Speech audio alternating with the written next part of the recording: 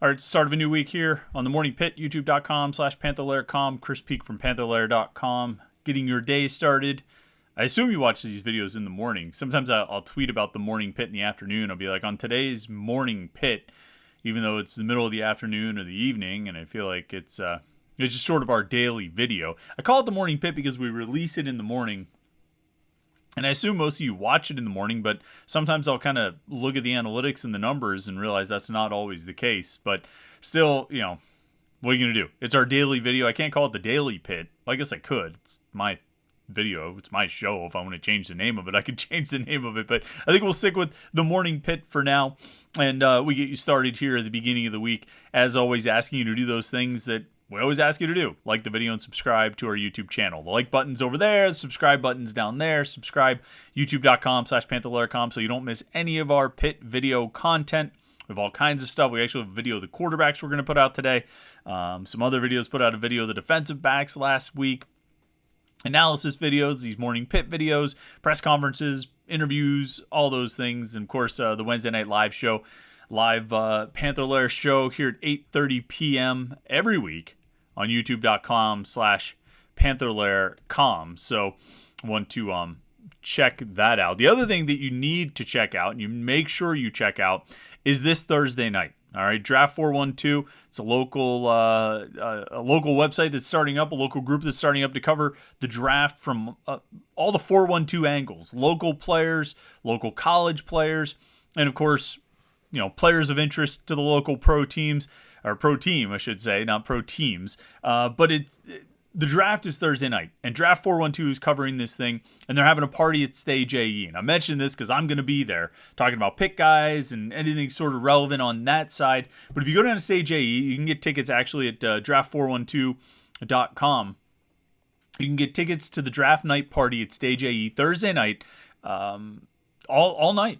During the whole first round of the draft, which is broadcast, you're going to go hang out with other football fans and watch the first round of the draft. You're going to be watching the first round of the draft anyway. You might as well do it with other football fans at Stage AE with Draft 412 and the Jerome Bettis The Bus Stops Here Foundation. Travis Marzina from 105.9 The X is going to be there hosting.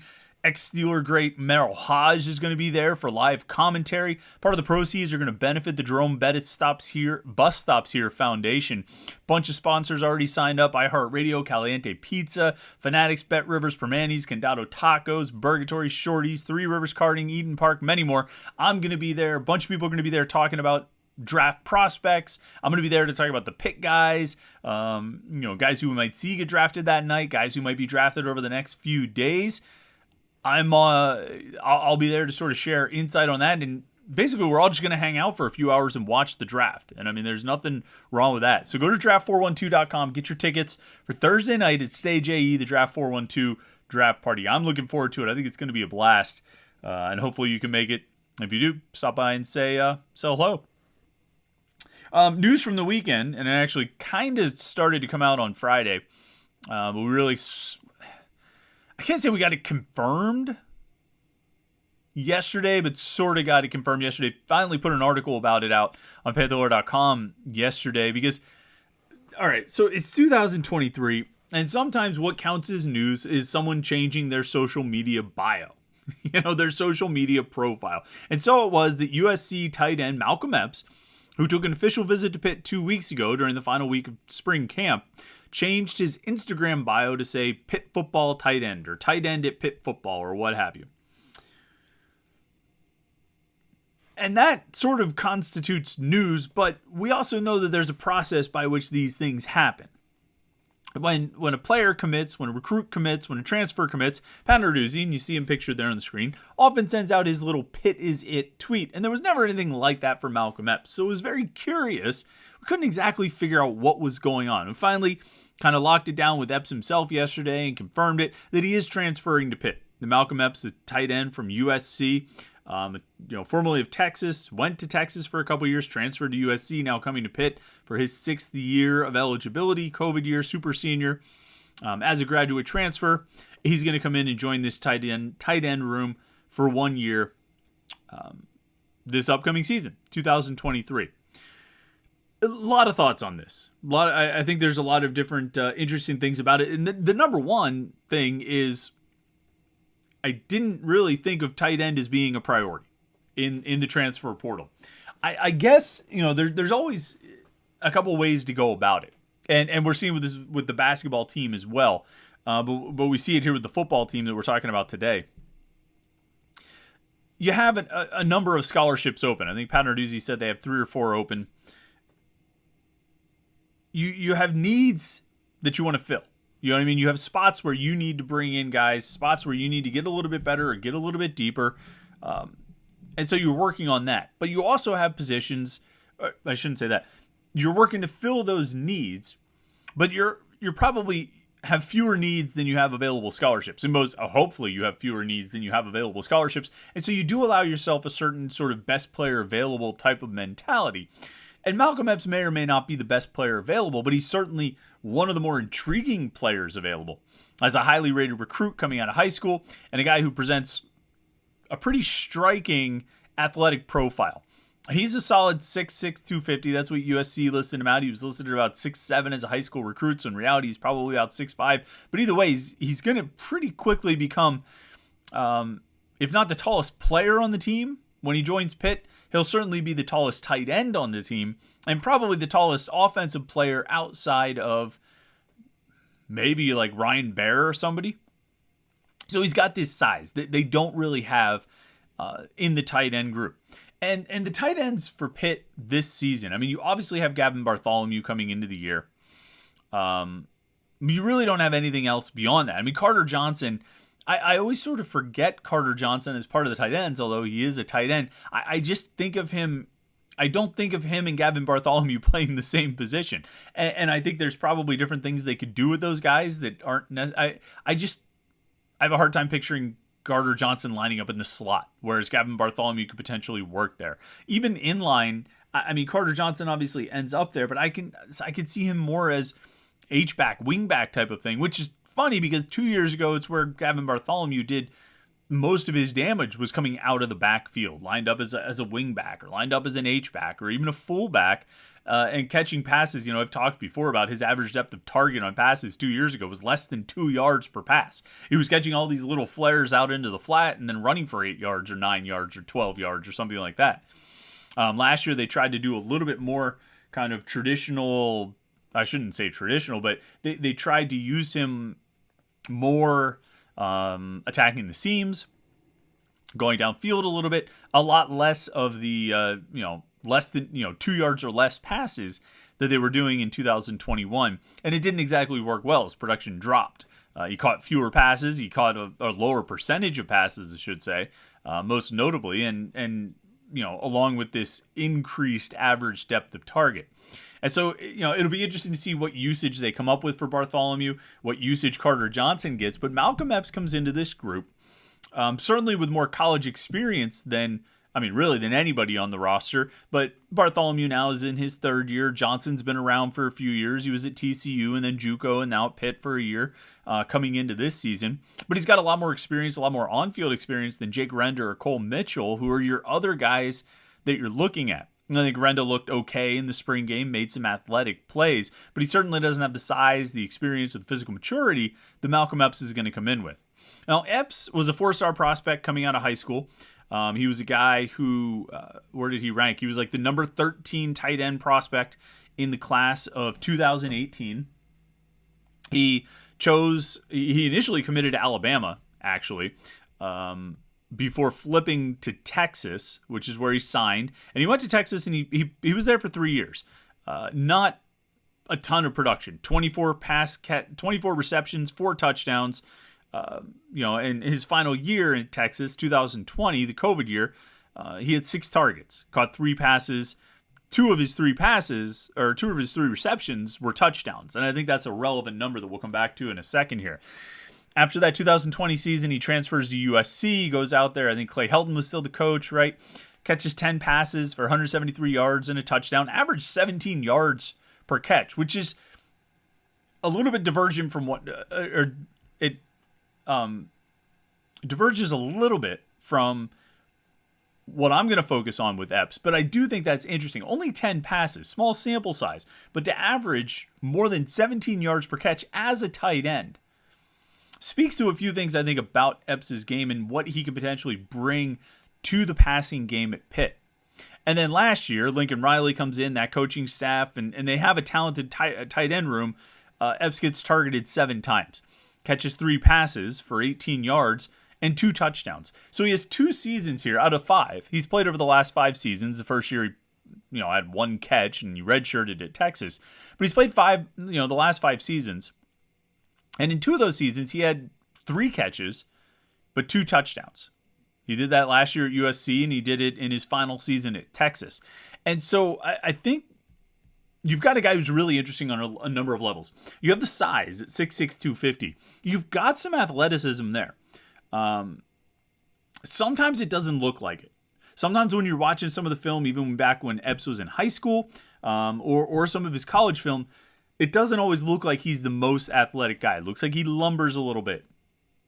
But he was athletic enough to star in basketball. He was athletic enough to have basketball offers from Texas and Texas A&M and a handful of other schools. When Texas and Texas A&M were trying to get him for football, there was a dual recruitment going on there where the hoops programs at those schools were trying to get him as well. Now, sometimes when you see a school offer a kid for football and basketball or any two sports, sometimes I sort of take that with a grain of salt and assume that it means, yes, this is part of the recruiting process. We want you to play both sports, but ultimately once you get here, you're going to probably just pick one spot and stick to it. Either way, the commitment was there that we want you to come play basketball. So he was considered good enough to play at the Big 12 and SEC level on the court, which I think I bring up because I think it speaks to his athleticism. Even though, like I said, it doesn't always look like it when he's playing. I think there is some athleticism in that body, in that size and the frame that he's got. So that, I think, makes him intriguing as a red zone target. Again, 3 receptions, 2 touchdowns. Twice that happened, that he had 3 receptions and 2 touchdowns. Over the course of the last 4 seasons, he's caught 36 passes. 7 of them have been touchdowns. So you're talking about a fifth of his receptions over the last 4 seasons have been touchdowns. That's a unique kind of weapon. When you have that guy that you can sort of target in the red zone because he's got that size. And I mean, like, that's even bigger than Lucas Krull. Lucas Krull was a big tight end, but I think Malcolm Epps is coming in as a bigger player than Krull was, has more size than Krull, and should be able to use it to his advantage in the red zone and in the end zone. And the only thing you get out of Malcolm Epps is that you bring him in when you're inside the 20 and you target him in the red zone. I think that's good because you might get a handful of touchdowns out of him. You might be able to get some scoring production, which is always a bonus. I don't know if you look at Pitt's wide receiving core and maybe even the tight ends, I don't know if you see a guy that you circle and say that's a red zone weapon. They don't have tremendous size in the red zone, or they don't have tremendous size in the receiving core. I've said before about Bub Means. I'm going to probably keep talking about Bub Means all summer about how I think he can take a big step forward, and he's got all this potential, and he's got all this athletic ability, and blah, blah, blah. So I guess I would point to him as a possible red zone weapon, but I don't really see anybody in the receiving core that you say, wow, that guy's got the size and the athletic ability to be a threat in the red zone, to be a guy that is going to do damage when they get to the end zone. I don't see anyone there, and I don't see it in the tight end group either. The tight end group as it's currently constructed prior to adding Malcolm Epps, I don't really see that. No, I don't see Gavin Bartholomew as a huge red zone weapon. Carter Johnson is not a huge red zone weapon, and we have no idea about Jake Renda or Cole Mitchell. And so Epps provides that. I think he upgrades the tight end room, not necessarily because he's better than Bartholomew or anybody, but just because he brings an element that they don't have, and he's a good player. And I think if when you're going after transfers, all right, I mean, you want to find those guys that you need, like positions where you need help. Like when they get a wide receiver transfer or two, and they're taking those guys because they need them to help right now. You know what I mean? They need the receiver help right now. And they got Shane Simon, they got Tyler Wiltz. They needed the linebacker help right now. You're taking those guys because you need someone to do the job. They got Keaton Slovis. They got Phil Dracovic. They needed someone. Dejon Reynolds this year. But then there's sort of this other area of transfers, like I say, sort of a best player available mentality. Not necessarily saying that Malcolm Epps is the best player available or Derek Davis was the best player available. But you look at guys and say, okay, we like the athletic profile here. We've got a little bit of depth at those positions. We don't necessarily need these guys, but we're almost kind of taking it's almost sort of a lottery ticket. And I don't think the tight end depth is great on this team. I don't think they're, loaded with 4 deep at tight end. And we really don't know anything about any of them beyond the top 2. But they're not necessarily in a position of need at tight end. So they can take a guy like Epps as, like I say, a bit of a lottery ticket. And a little bit like they did with Derek Davis of taking sort of a lottery ticket. Say, okay, this guy was really athletic in high school. This guy was a really good player and he's got all these raw tools, but he just hasn't been able to put it together. It hasn't happened for him at the highest level. So let's take a chance. Worst case scenario,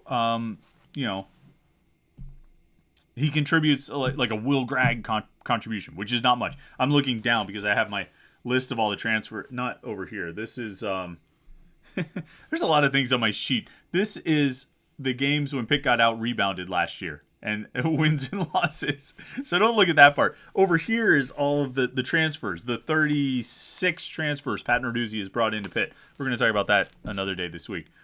It might be you might never get anything out of him. It might be Chris Clark, where you got like 1 touchdown or 2 touchdowns or whatever Chris Clark scored. It might be, who's another guy who, Brandon Hodges, actually, as a transfer from Texas, although he played half the season. Trying to think, like another guy that you take there's some natural athletic ability there. You can see why he was highly rated as a prospect. It hasn't quite worked out. We don't necessarily need him to be the man.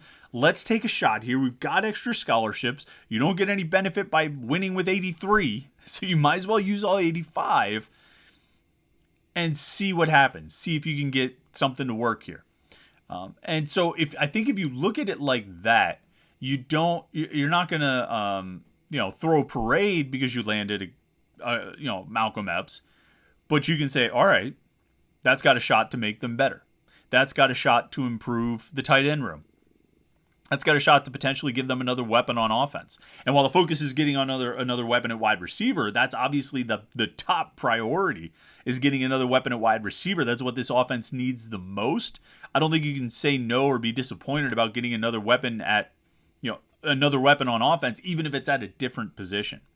So Malcolm Epps, maybe he catches 5 touchdowns, maybe he doesn't catch any. Maybe he catches 5 touchdowns, maybe he only plays 5 snaps. I don't know. I don't know what his career at Pitt is going to bring. But if you're going to take a chance on a guy, take a chance on a 6'6", 250-pound tight end who, has caught a touchdown on 1 out of every 5 passes he's caught over the course of his college career. A guy who was coveted as a basketball prospect coming out of high school. Take a chance on that guy. At least with a guy like that, if it works out, like the boom is, really high. The bust might be just a bust, but if it works, if it happens, it could really, really pay off for you. So that's the latest edition. We'll have a scholarship board out this week, just kind of looking at where Pitt stands as far as the numbers go and how many scholarships they've got left available to give out. If you're scoring at home, this is the 3rd player to commit to Pitt, or the 3rd player to transfer to Pitt from USC under Pat Narduzzi. Of course, following the quarterbacks Max Brown and Keaton Slovis. I don't count Ricky Town. He went to JUCO before he transferred to Pitt. When I said that Narduzzi has brought in 36 transfers over the course of, since he arrived in 2015, I'm not counting guys like Carter Johnson or Cam Carter, who were at another school. Johnson was at TCU, Carter was at Penn State, but they were at that school and then they went to a junior college and then went to Pitt. I'm not counting that either. Just 36 scholarship players who transferred. And I am including John Patrician, even though he transferred as a walk-on and then went on scholarship. I'm including him. I make up the rules as I go. I mean, but we'll talk more about that this week, sort of a history of transfers thing. I'm kind of preparing that to write about on Panther-Lair.com and talk about it here on the Morning Pit. But for now, that's the transfer news. Malcolm Epps, not a wide receiver, but someone who might be able to help in the passing game. And again, as a lottery ticket, I think you could do worse than a 6'6", 250-pound tight end who can run and has some athleticism, right? Like I say, I think the boom is real good, and the bust is nothing. No sweat, no sweat. And you get an older guy, a more physically mature guy, a guy who's been around college for the last 5 years, knows what to expect, knows what it takes, and shouldn't be surprised by the level of effort or level of work that goes into it. So that's the transfer news from the weekend. We got a lot to talk about this week. Like I said, we're going to talk more about transfer history. We're going to talk about Blake Hinson and his decision to enter the draft process. That came out late last week as well. So we'll talk about that this week and what that might mean for Hinson and for Pitt next season. And we'll keep finding things to talk about. I think there will always be something that pops up. Whether it's transfer, recruiting, the football team, the basketball team, whatever it is, we'll always find something to talk about. So make sure you stay tuned right here at youtube.com/Panther-Lair.com. Like this video, if you please. Subscribe to our YouTube channel, if you please. And then go check out draft412.com because that's going to be a real party on Thursday night. We're looking forward to it. Thanks for tuning in this morning. I hope you had a great weekend.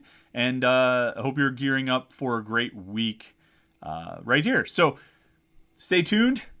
Watch these Morning Pit videos, and we'll be back with you tomorrow morning on youtube.com/Panther-Lair.com.